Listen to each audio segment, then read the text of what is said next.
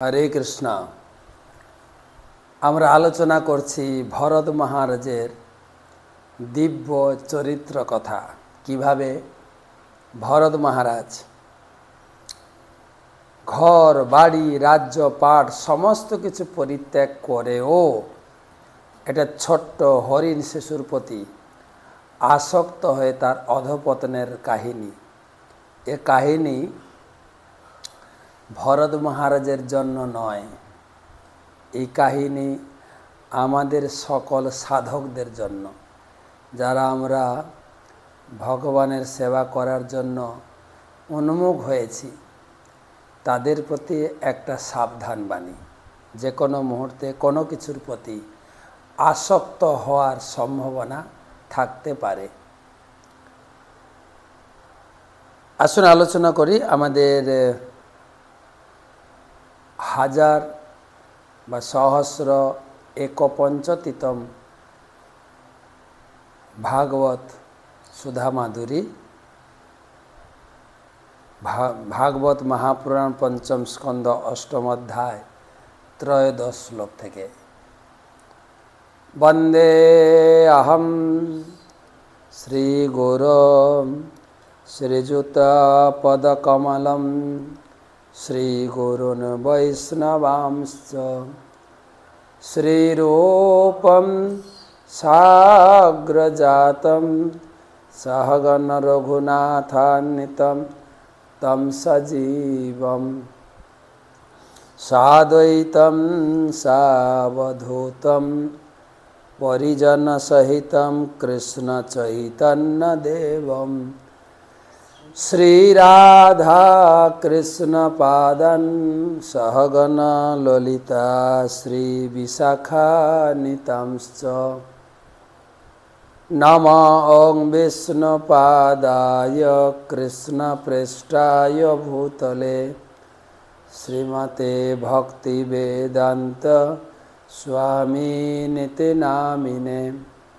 নমস্তে সারস্বতে দেবে গৌরবাণী প্রচারিণে নির্বিশেষ শূন্যবাদী পাশ্চাত্যদেশতারিণে। আচার্য ধর্মান পরিচার্য দেবান বিচার্য তীর্থানি বিচার্য বেদান বিনান গৌর প্রিয় ধাম সেবম দুষ্প্রাপ্য বেদ কথম বদন্তি। সংসার সিন্ধু তরণে যদি হৃদয়ম সৎ সংকীর্তনামৃতরমতে যদি চিত্তবৃত্তি প্রেমামৃধো বিহরণে চিত্তবৃত্তি মায়াপুরাক্ষ নগরে বসতি কুরুশ্চ। আজনুলম্বিত ভুজৌ কনকাবদাতৌ সংকীর্তনৈকপিতরৌ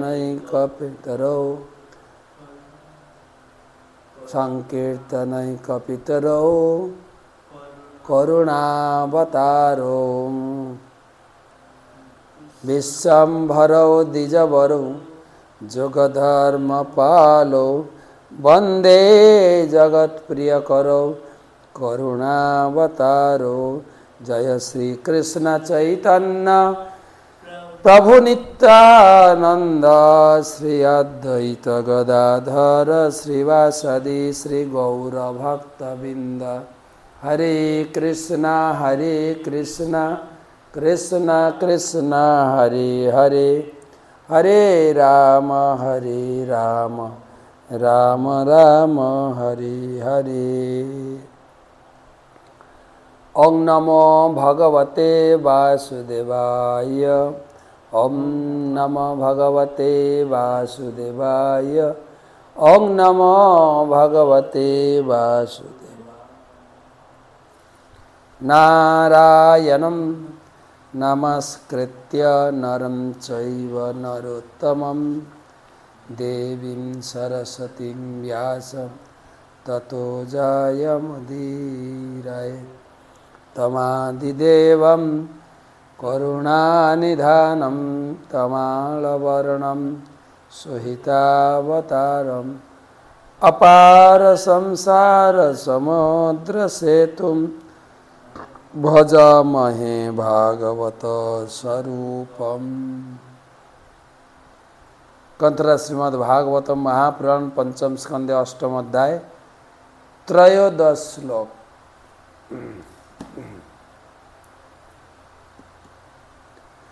तो आज के আমরা ভাগবতমের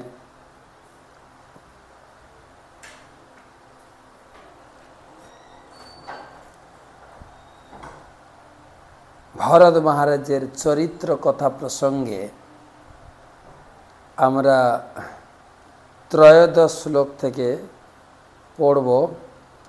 সেই সঙ্গে আজকে আমরা একাদশী ব্রত পালন করলাম। বিখ্যাত একাদশী কামদা একাদশী, আমার আরাধ্য পরম পূজনীয় শ্রীমৎ গুরু মহারাজের শুভ জন্মতিথি। তবে যেহেতু একাদশী কালকে স্পর্শ করে গেছিল, সেই জন্য অনেক লোক কালকেও একাদশী করেছেন। আর আজকে হচ্ছে মহাদ্বাদশী। মহাদ্বাদশী উপলক্ষে আমরা আজকে একাদশী তিথি পালন করছি। সেই জন্য একটু একাদশী মাহাত্ম্য আমরা আলোচনা করব। প্রথমে একটু একাদশী মাহাত্ম্য পড়ে নিই। তিথিতে একাদশী মাহাত্ম্য আলোচনা। এই চৈত্র শুক্লপক্ষিয়া কামদা একাদশী ব্রত মাহাত্ম্য বরাহ পুরাণে যুধিষ্ঠির শ্রীকৃষ্ণ সংবাদ রূপে বর্ণিত আছে। মহারাজ যুধিষ্ঠির যদুকুলভূষণ শ্রীকৃষ্ণকে বললেন, হে বাসুদেব, আপনি কৃপাপূর্বক চৈত্র শুক্লপক্ষের একাদশীর নাম ও ব্রতবিধি বিস্তারপূর্বক বর্ণনা করুন। তদুত্তরে শ্রীকৃষ্ণ বললেন, হে রাজন, এই পুরাণ কথা একাগ্র চিত্তে শ্রবণ করুন। এক সময় মহারাজ দিলীপ গুরুদেব মহর্ষি বশিষ্ঠজিকে চৈত্র শুক্লপক্ষিয়া একাদশীর নাম ও ব্রতবিধি জিজ্ঞাসা করলে মহর্ষি তদুত্তরে বলিয়াছিলেন, হে রাজন, এই একাদশীর নাম কামদা একাদশী। এই পবিত্র একাদশী পাপ ভস্মকারী ও পুত্র প্রদানকারী।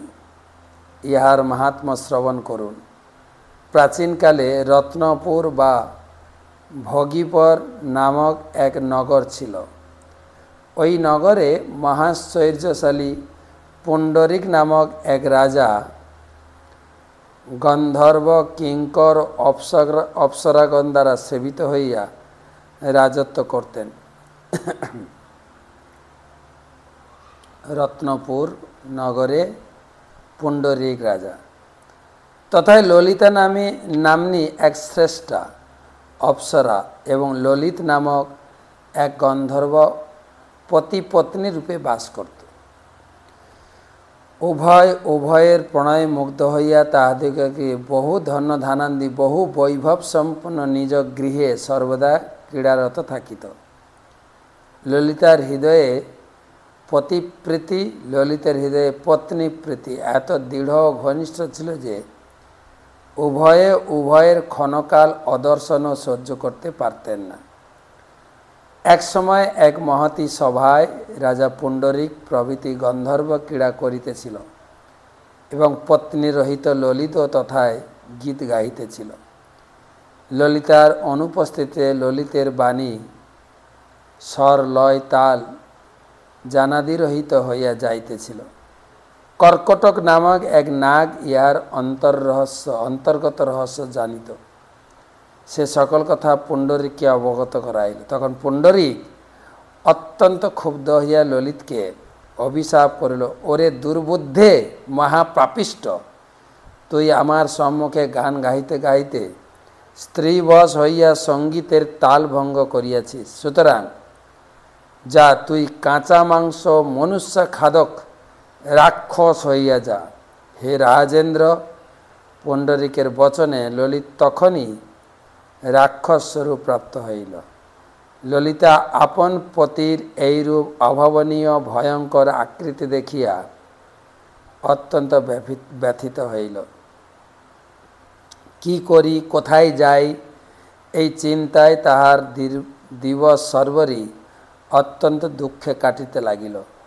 সে লজ্জা ত্যাগপূর্বক স্বামীর সহিত গহন বনে বিচরণ করতে করতে একদা বিন্ধ্য পর্বতের শিখর দেশে শৃঙ্গী নামক এক মুনির পরম পবিত্র আশ্রম দেখিতে পাইল। ললিতা অতি শীঘ্র তথায় গিয়া মুনিবরকে প্রণামপূর্বক যথোচিত নম্রতার সহিত উপবেশন করিল। তাহাকে দেখিয়া মুনি জিজ্ঞাসা করিলেন, হে শুভে, আপনি কে, কাহার কন্যা, কি জন্য এখানে আগমন করিয়াছেন? ললিতা বলল, হে মহাত্মন, আমি বীর ধন্যা নামক গন্ধর্বের পুত্রী, আমার নাম ললিতা।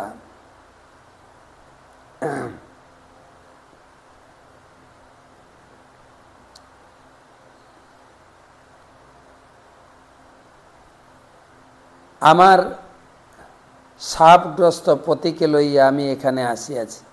হে মহামুনে, আমার পতি গন্ধর্বরাজ পুণ্ডরীকের সাপে নিশাচর হইয়া গিয়াছে। হে ব্রাহ্মণ, তাহার ভয়ানক রূপ এবং দুরাচার দেখিয়া আমি চিত্তে আদৌ শান্তি পাইতেছি না। হে প্রভু, আমাকে কৃপাপূর্বক আমার স্বামীর সেই সাপ মুক্তির উপায়স্বরূপ প্রায়শ্চিত্তের বিধান বলিয়া দিউন। হে বিপ্রেন্দ্র, যাহাতে তাহার পিশাচত্ব দূর হয়, এমন উপদেশ প্রদান করুন।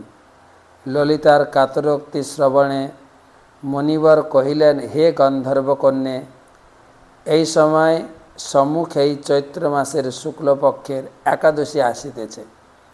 ইহার নাম কামদা একাদশী। এই একাদশী ব্রত পালনের ফলস্বরূপে মনুষ্যের সকল কামনা পূর্ণ হইবে। হে ভদ্রে, আমার উপদেশ অনুসারে তুমি এই ব্রত পালন করিয়া ব্রতের সকল পুণ্য পতিকে প্রদান করো। এই পুণ্য প্রভাবে তোমার পতি ক্ষণকালের মধ্যেই সাপ মুক্ত হইবে। হে রাজেন্দ্র, মুনিবরের এই বাক্য শ্রবণে ললিতা হর্ষস্ফুলিত চিত্তে সেই একাদশী ব্রত পালন করিল। দ্বাদশী দিবস ব্রাহ্মণ ও শ্রী ভগবান বাসুদেবের সম্মুখে বসিয়া ললিতা বলিল, আমার পতির সাপ মুক্তির নিমিত্ত আমি কামদা একাদশী ব্রত পালন করিয়াছি। উহার পুণ্য প্রভাবে আমার স্বামীর পিশাচত্ব দূর হোক। সেই সময়ে রাক্ষস জনিগত ললিত তথায় উপস্থিত হল। ললিতার বচনে তৎক্ষণাৎ সে পাপ রহিত হইয়া দিব্য দেহধারী গন্ধর্ব হইয়া গেল। অতঃপর ললিতা এবং ললিত উভয়ে সুখে জীবন কাটাইতে লাগিল। হে রাজশ্রেষ্ঠ, এই কামদা একাদশী তুল্য ব্রহ্মা হত্যাদি পাপ এবং পিশাচত্ব বিনাশকারী অন্য কোনো ব্রত এই বিশ্ব চরাচরে নাই। কামদা একাদশী ব্রত তিথিবারা কি যায়। তো আমরা ভাগবতে ফিরে এসেছি। হরিবাসরে ভাগবত পাঠের বিশেষ মাহাত্ম্য।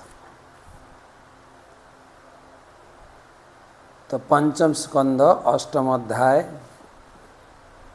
ত্রয়োদশ শ্লোক 13।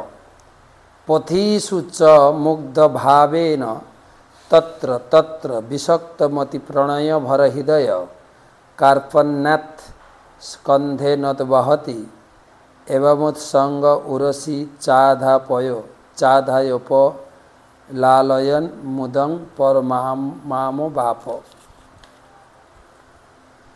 बने प्रवेश करे सेई हरिण शावकेर शिशुसुलभ आचरणे महाराज भरत अत्यंत मुग्ध हये स्नेह विहल हये पड़तें। तिनी कखनो सेई हरिण शिशुटिके स्कंधे बहन करतें, कखनो कोले स्थापन करतें एवं जखन शयन करतें तखन घुमন্ত अवस्थाय तार बक्षे स्थापन करतें। এইভাবে পশুটিকে आदरेर संगे लालन करते करते परम आनंद लाभ करतें। तात्पर्य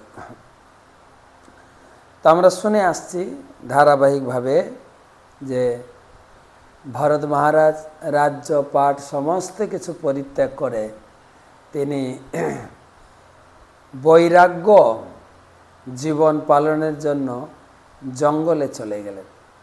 जंगले तिनी ताड़क स्नान करतें, नदीते स्नान करतें एवं ईश्वर भजन आदि कुशले तार दिन काटछिलो। एक दिन सकाले तिनी स्नान सेरे पातक इत्यादि सेरे शुद्ध वस्त्र तिलक परिधान करे नाम जप करते शुरू करेছেন। আর তিনি দেখছিলেন একটি হরিণ সে তৃষ্ণার্ত হয়ে জল পিপাসায় নদীতে এসে জল পান করছিল। হঠাৎ এক পশুরাজের ভয়ঙ্কর গর্জন তাকে খুব বিচলিত করে। সে লাফ দিয়ে নদী পার হতে চেষ্টা করল এবং এক লাফে অপর পাড়ে এক গুহাতে পড়ল, কিন্তু মাঝখানে সে ভয়ভীত হয়ে সে ছিল গর্ভবতী, তার গর্ভপাত হয়ে যায়, হরিণটি মারা যায়, কিন্তু শিশু শাবকটি অসহায়ভাবে জলে ভেসে যাচ্ছে। আর সেই অবস্থায় চোখের সামনে এই মর্মান্তিক ঘটনা দেখে মহারাজ ভরত তার জপমালা জপ ধ্যান পরিত্যাগ করে তিনি সেই স্রোতে ভেসে দেওয়া হরিণ শাবকটিকে উদ্ধার করে আশ্রমে নিয়ে এলেন এবং লালন পালন করলেন।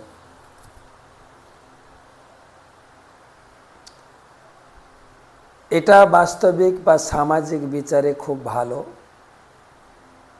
পশু প্রেম বা জীবে প্রেম। একজন আমাকে প্রশ্ন করেছেন অভিজিৎ দে যে ভরত মহারাজের এই হরিণ শাবকের প্রতি প্রেম তার ভজনের পতন হয়ে গেল,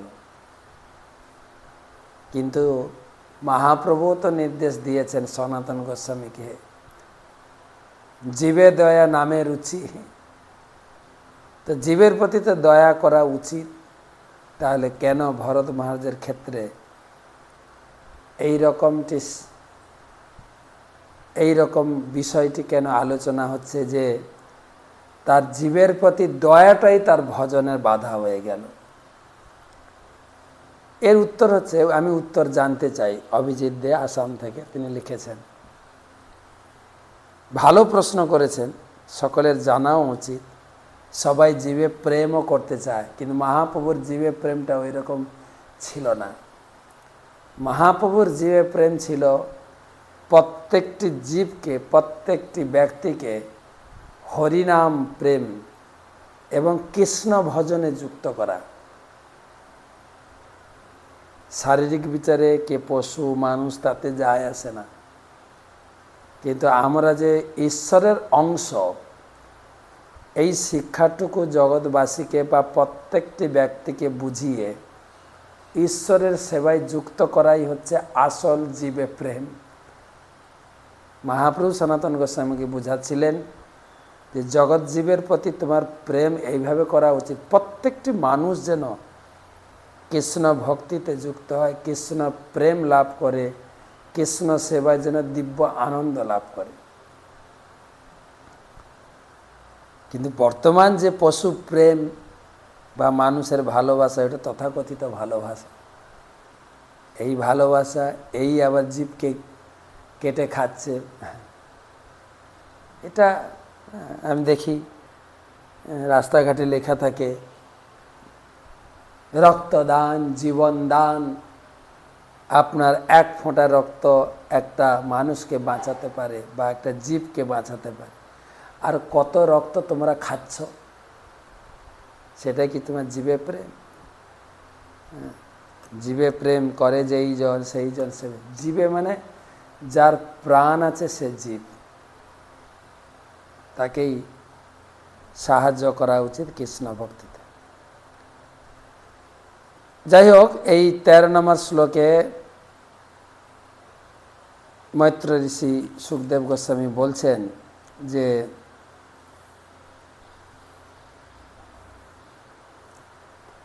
বনে যখন সেই হরিণ শাবকটি প্রবেশ করে তিড়িং তিড়িং করে লাফাতো, আর এইসব দেখে ভরত মহারাজ একদম স্নেহ বিহল হয়ে পড়ত। আর আদর করে চুমু খেতেন, কাঁধে নিয়ে যেতেন, হ্যাঁ, কোলে স্থাপন করতেন, এমনকি শোয়ার সময় বক্ষে স্থাপন করে ঘুমাতেন। প্রভুপাদ কি লিখছেন দেখি তাৎপর্যে। মহারাজ ভরত তার গৃহ, পত্নী, সন্তান, সন্ততি, রাজ্য আদি সব কিছু পরিত্যাগ করে পারমার্থিক উন্নতি সাধনের জন্য বনে গিয়েছিলেন।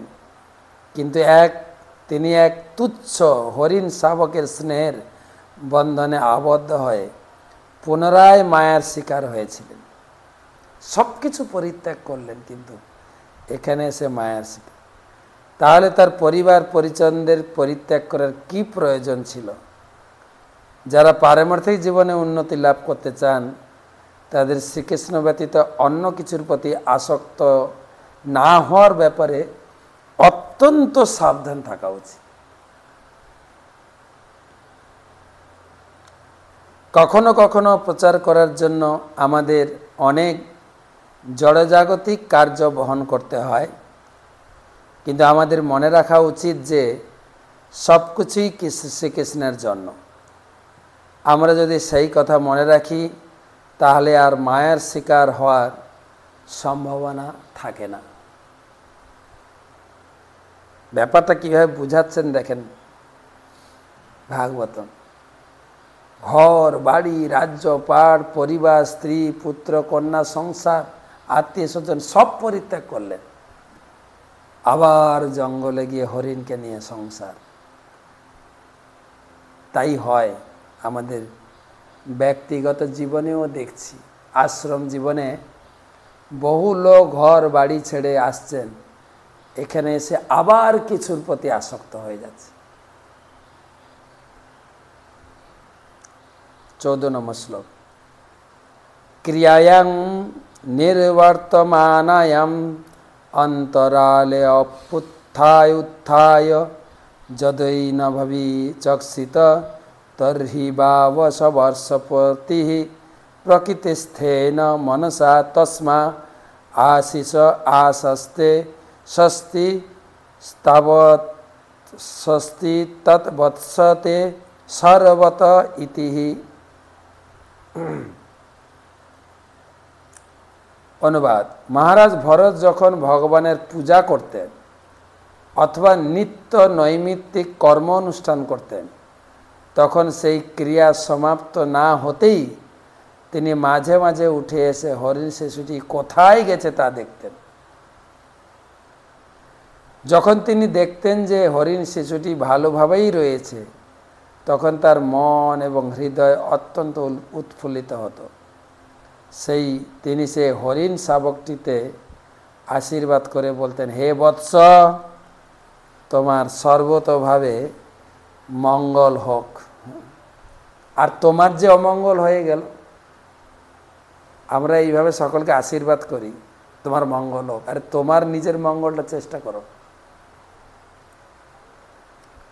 ছিল ভক্তি সিদ্ধান্ত সরস্বতী ঠাকুর, তিনি কখনো কখনো বলতেন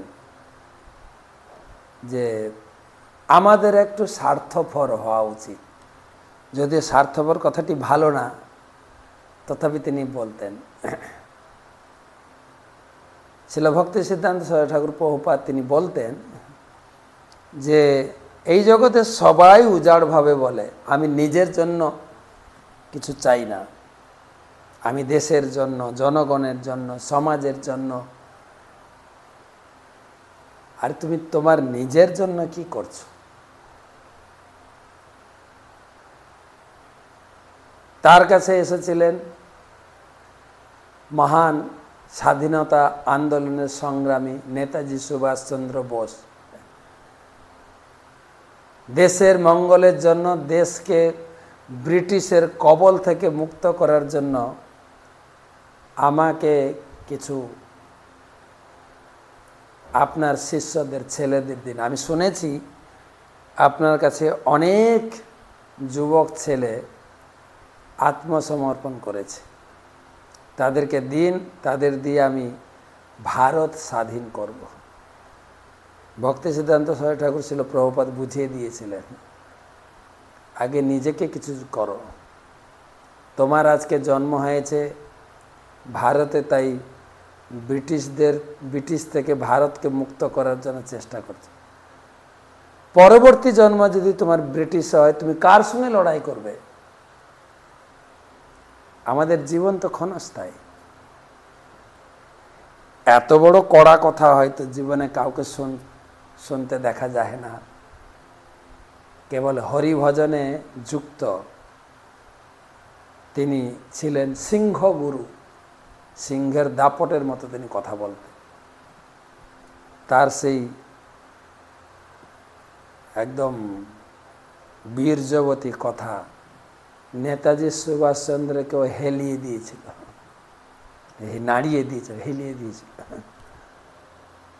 তো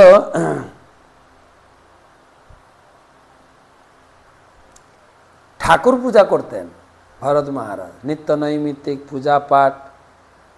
কিন্তু পূজা পাঠ তো করতেন, মনের ভিতরে ঘুরপাক খেত, হরিণ শিশুটি কোথায় গেল, বাস হরিণ শিশু, হরিণ শিশু। এমন কিছু তাই না, পূজা ছেড়ে দিয়ে ঘরের বাইরে এসে খুঁজতেন, ঠিক আছে তো। আর যখন দেখতো ঠিক আছে, তখন খুব খুশি হতেন, খুব আনন্দ পেতেন। হরি ভজন করে, হরি পূজা করে ততটা আনন্দ হতো না। এটাই হচ্ছে পতনের কারণ।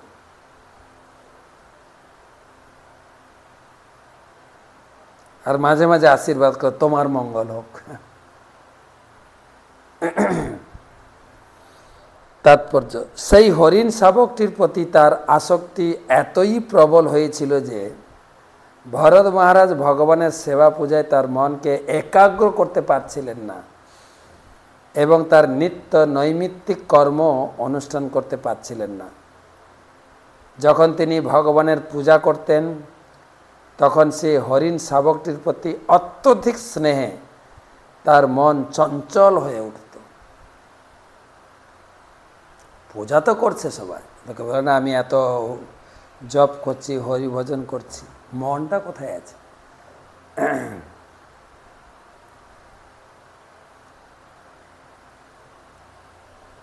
ভক্তি মুক্তি পিশাচি হৃদয় যাবৎ বর্ততে, রূপক গোস্বামীপাদ তার ভক্তি রসামৃত গ্রন্থতে লিখলেন, ভক্তি মুক্তি স্পৃহা হৃদয়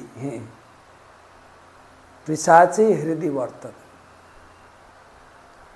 ভক্তি মুক্তি স্পৃহা, এই যে জড় জগতের প্রতি স্নেহ ভালোবাসা, এ পিশাচির মতো তাবৎ ভক্তি সুতত্র কথমভূত ভব ভবৎ। যতদিন এই ধরনের জাগতিক বস্তুর প্রতি স্পৃহা রয়েছে ততদিন ভক্তির সুখ আপনি কোথা থেকে পাবেন? অসম্ভব।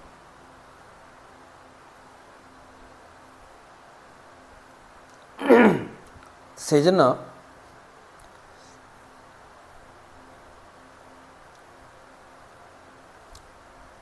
তিনি তার মনকে একাগ্র করতে পারছিলেন এবং তার নিত্য নৈমিত্তিক কর্ম অনুষ্ঠান করতে পারছিলেন না। যখন তিনি ভগবানের পূজা করতেন তখন সেই হরিণ শাবকটির প্রতি অত্যধিক স্নেহে তার মন চঞ্চল হয়ে উঠত। তখন তিনি ধ্যান করার চেষ্টা করতেন, তখন তার হরিণ শিশুটির কথা মনে পড়ত। অর্থাৎ পূজা করার সময় যদি মন বিচলিত থাকে তাহলে কেবল লোক দেখানো পূজার ফলে কোনো লাভ হয় না। ভরত মহারাজ যে পূজা করবার সময় বারবার উঠে হরিণ শিশুটি কোথায় আছে দেখতে যেতেন, তা থেকে বোঝা যায় চিন্ময় স্তর থেকে তার অধঃপতন হয়েছিল।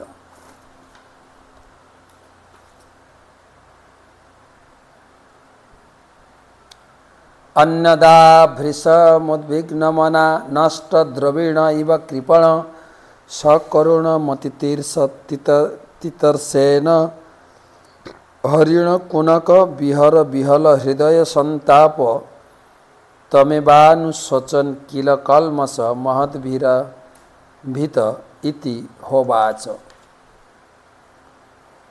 ভরত মহারাজ যদি কখনো সেই হরিণটিকে না দেখতে পেতেন তখন তার মন অত্যন্ত ব্যাকুল হয়ে উঠত। কৃপণ ব্যক্তি যেমন ধন লাভ করার পর সে ধন হারিয়ে ফেললে অত্যন্ত দুঃখিত হয়, তেমনি ভরত মহারাজ সেই হরিণ শাবকটির অদর্শনে অত্যন্ত ব্যাকুল হয়ে শোক করতেন। এইভাবে মহাচ্ছন্ন হয়ে তিনি এই কথাগুলি বলতেন। তার বক্তব্য কালকে শুনব, যে যখন হরিণ শিশুটিকে দেখতে পেতেন না কি প্রলাপ বকতেন।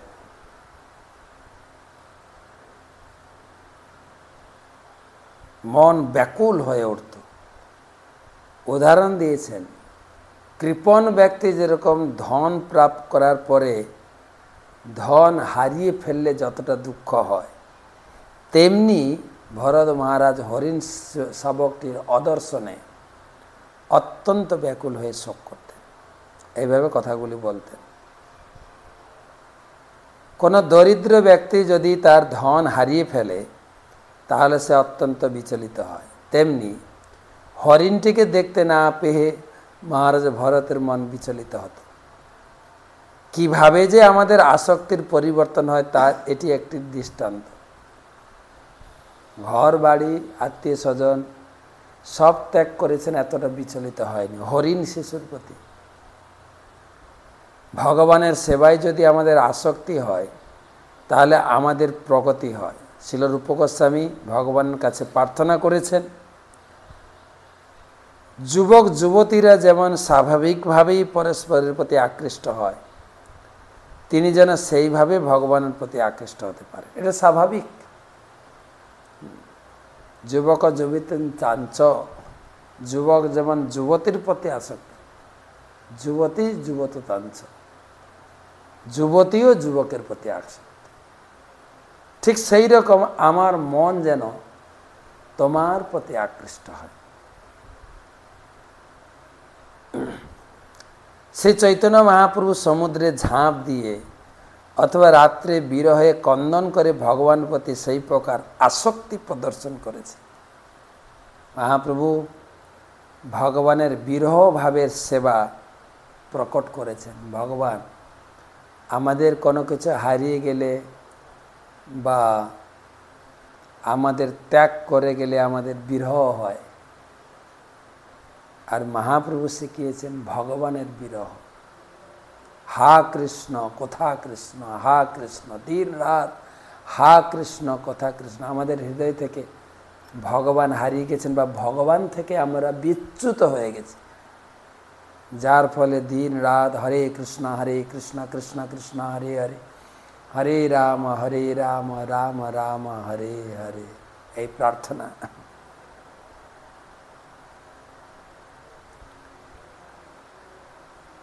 কিন্তু ভগবানের পরিবর্তে যদি আমরা জড় বিষয়ের প্রতি আসক্ত হই, তাহলে চিন্ময় স্তর থেকে আমাদের অধঃপতন হবে। এটাই ভক্তি জীবনের প্রতি আমরা কতটা উন্নত হয়েছি তার একটা মাপকাঠি। ভগবত প্রেম সুখ, যেটা গীতাতে ভগবান বলেন, রসোবর্জম রসোপস্য পরম দৃষ্টা নিবর্ততে। ভগবত ভজনে তার দিব্য আনন্দ জাগতিক সব কিছুর প্রতি আসক্তিকে তুচ্ছ করে দেয়। জংলব্ধা চা পরম লাভম মন্নতে নাধিকম তত, গীতার 6ষ্ঠ অধ্যায়ে 22 শ্লোকে, যে ভক্তি করতে করতে বা ভগবানের সেবা করতে করতে সেই পর্যায়ে পৌঁছাতে হবে যেখানে তার কাছে অন্য কিছু লোভনীয় কিছুই মনে হয় না। জংলব্ধা চা পরম লাভ মন্নতে না অধিকম তত, তার থেকে অধিক কিছু প্রাপ্তি জগতে আছে বলে মনে হয় না। যেরকম ধ্রুব মহারাজ, তার ভিতরে অনেক প্রবল আকাঙ্ক্ষা, প্রবল বাসনা যে বাবার থেকে বড় গতি লাভ করব, কিন্তু ভগবানকে যখন দর্শন করলেন তার ভিতরে সমস্ত আশা আকাঙ্ক্ষা দূরীভূত হয়ে গেল। সেটাই ভগবান কৃষ্ণ বলছেন, কৃষ্ণ কহে আমা ভজে মাগে বিষয় সুখ, অমৃত ছাড়ি বিষ মাগে এ কোন মূর্খ। এই জগতের সমস্ত সুখ কিন্তু বিষের মতো। বিষয় থেকে অন্তস্থ হয়ে বাদ দিলে বিষ, যার যত বিষয় তার ততটা জীবন বিষে ভরা।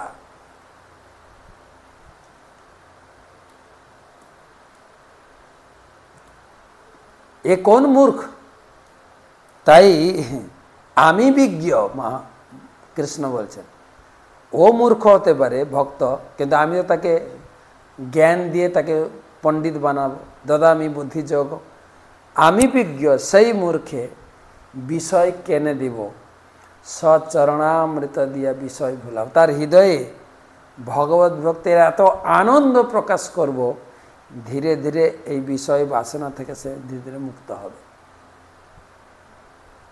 তো এটাই বিষয় বাসনা মুক্ত হয়েছে কি না, আমাদের দুটো একসঙ্গে হয় না। ছিল ভক্তি সিদ্ধান্ত সরস্বতী ঠাকুর প্রভুপাদ বলেছেন, দুটো খাবো তামাক খাবো।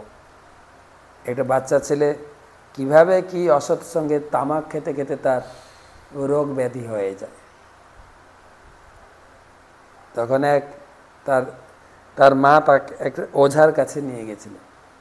ওঝা তাকে আদর দিয়ে বলছেন, তুমি এত কষ্ট পাচ্ছ, তোমার রোগ ব্যাধি হয়ে গেছে, তোমাকে একটা ভালো কথা বলি, তুমি এখন থেকে দুধ খাবে। বাচ্চাটা খুব খুশি হয়েছে, হ্যাঁ হ্যাঁ আমি দুধ খাবো, আমি দুধ খাবো, আনন্দ। বলছে কিন্তু তোমাকে তামাকটা ছাড়তে হবে। তখন বাচ্চাটা বলছে, না না, দুধও খাবো তামাকও খাবো। এই জগতে তাই হচ্ছে, হরিভজন করছি বটে, কিন্তু জাগতিক বস্তুগুলো ছাড়তে পারছি না। আমার সেই আসক্তি যার প্রতি থাকার কথা ওইভাবেই জড়িয়ে আছে,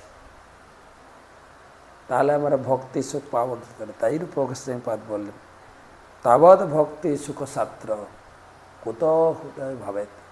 কীভাবে তার হৃদয়ে ভক্তির সুখ আসবে যদি জাগতিক বস্তুর প্রতি সে আসক্তি না ত্যাগ করে? তার ধীরে ধীরে কৃষ্ণের প্রতি, কৃষ্ণ সেবার প্রতি, গুরুর প্রতি আসক্তি বর্ধিত করতে হবে, তবেই বোঝা যাবে যে ভগবানের সেবায় সে ধীরে ধীরে উন্নতি লাভ করছে। নামের প্রতি, ভাগবতের প্রতি, বিগ্রহের প্রতি, বৈষ্ণবের প্রতি, গুরুর প্রতি ধীরে ধীরে আসক্ত বর্ধিত হবে, আর জাগতিক আসক্তি থেকে মুক্ত হবে।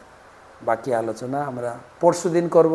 কালকে তো চৈতন্য সুধা মাধুরী, পরশুদিন আবার আমরা এই 16 নম্বর শ্লোক থেকে হরিণ শিশুর সঙ্গে কথা বলছেন। হরিণ শিশু ঠিক বলবো না, যে হরিণ শিশুটিকে না দেখতে পেলে কীরকম আবল তাবল পলাপ বলতো, সেই ইন্টারেস্টিং আলোচনা পরবর্তী ক্লাসে পরশুদিন, কালকে চৈতন্য সুধা মাধুরী। কালকে সময় মতো আপনারা পালন করে নেবেন আপনার পঞ্জিকা দেখে। কারো যদি পঞ্জিকা না পেয়ে থাকেন, হ্যাঁ আমাকে বলবেন, হোয়াটসঅ্যাপে আমাদের সফট কপিটা পাঠিয়ে দেব। ঠিক টাইম মতো আপনাকে পালন করতে হবে। পালনের টাইম দেখে আপনার যদি কিছু প্রস্তুতি না থাকে, এক কণা মুড়ি বা চাল বা জগন্নাথের মহাপ্রসাদ থাকলে ভালো, মুখে দিয়ে জল খেয়ে নেন, তারপরে ঠিক সময় মতো আপনি প্রসাদ রান্না করে খাবেন। তো সবাইকে ধন্যবাদ, কৃতজ্ঞতা জানাই।